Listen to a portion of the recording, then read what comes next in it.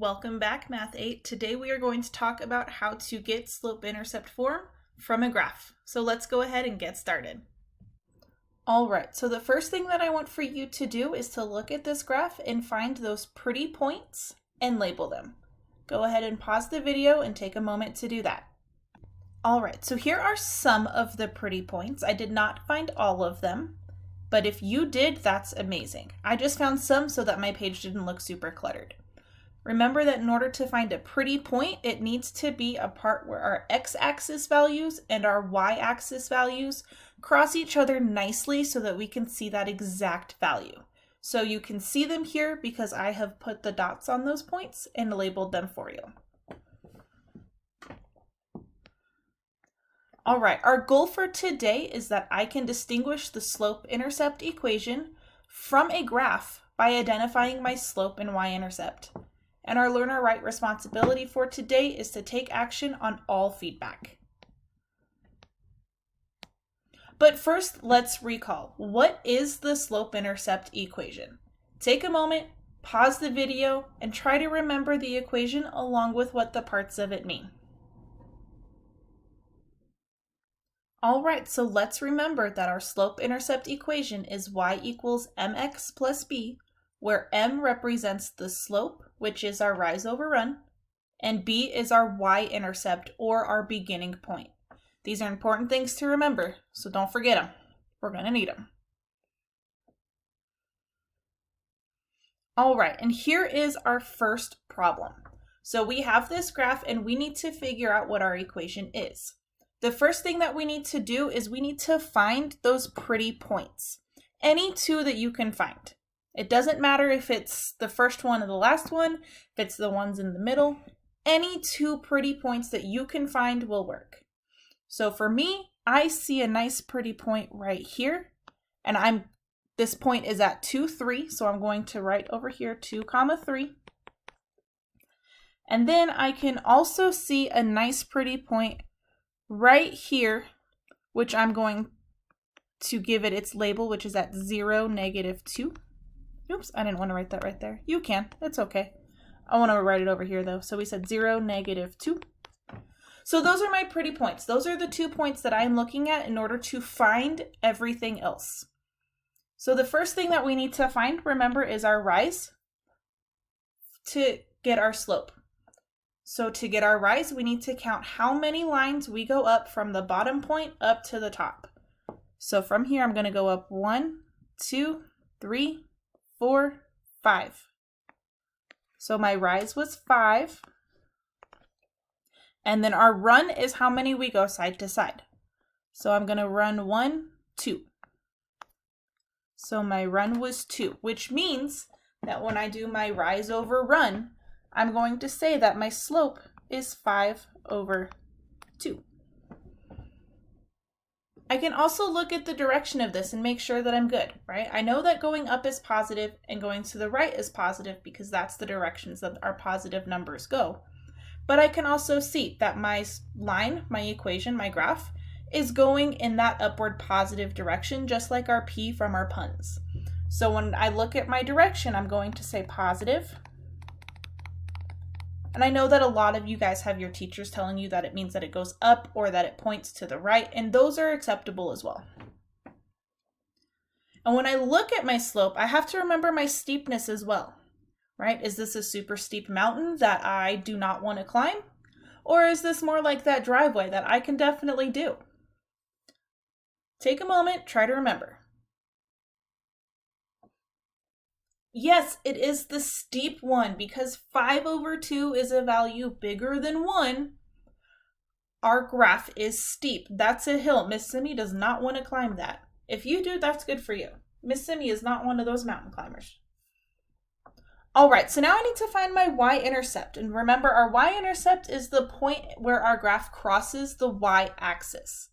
So what's really nice here is that I actually have my nice pretty points on my y-axis, but I'm going to highlight it just so we can see it a little bit better. But right there, that is the point on our graph where it's crossing over that y-axis. So our y-intercept, we're going to say that our y intercept is at -2. Oops, that's still the highlighter. Our y-intercept is at -2, and so our beginning point is the same one from up here. We're just going to say that it is 0, -2. So now all that's left to do is to write all of this information into our slope-intercept equation, which is pretty simple. We are going to say that y equals our m, which is our slope, so 5/2 x, plus our y-intercept, which is -2. Now you can either write plus -2, you can, that's definitely an option, or you can just say -2, which is how we're going to see it most of the time. So our slope-intercept equation is y equals 5/2 x minus 2. And again, the spots where we got this information from, ooh, maybe that's a little hard to see. Let's do a different color. Maybe that was better. So our 5/2 came from right there. And maybe this blue will show up nicely. And our -2 right there. That's all it is.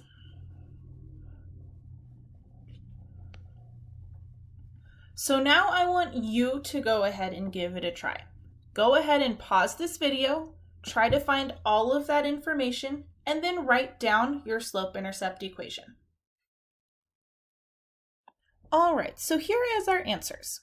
So you might notice that I picked two pretty points that were rather far away from each other, and I missed one in the middle, and that's totally okay. Sometimes we just don't see the nice pretty point in the middle, and that's completely acceptable. So you'll see here I calculated that my rise was 4 and my run was -6. My run is -6 because I moved to the left, and the left is where my negative values are. So when I write down my slope, I had that it was 4 over -6. But again, because we missed that pretty point in the middle, we need to reduce our fraction. So 4 and 6 can both be divided by 2, which is how I got my 2/3. And because that 6 was negative, my entire fraction is negative, which means that the direction is also negative. It points down or to the left, depending on how your teacher taught it to you. And then, because I highlighted it, you can see that my y-intercept, where my graph crosses the y-axis, is at a +1, which means that my beginning point is at 0, 1. Our beginning point always starts with a 0 because the x value has to be 0 in order to stay on the y-axis.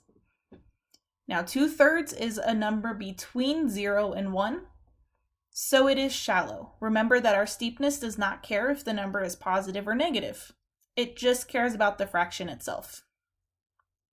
So when we put it all together, we're going to get that y equals -2/3 x plus 1.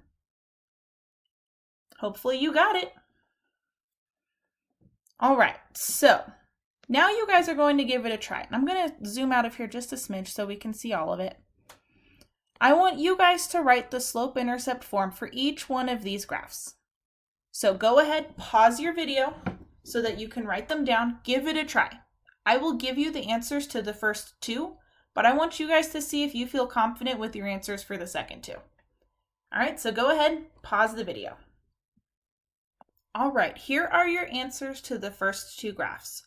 You'll notice that in the first one, it's just y equals 3/5 x, and there's nothing else.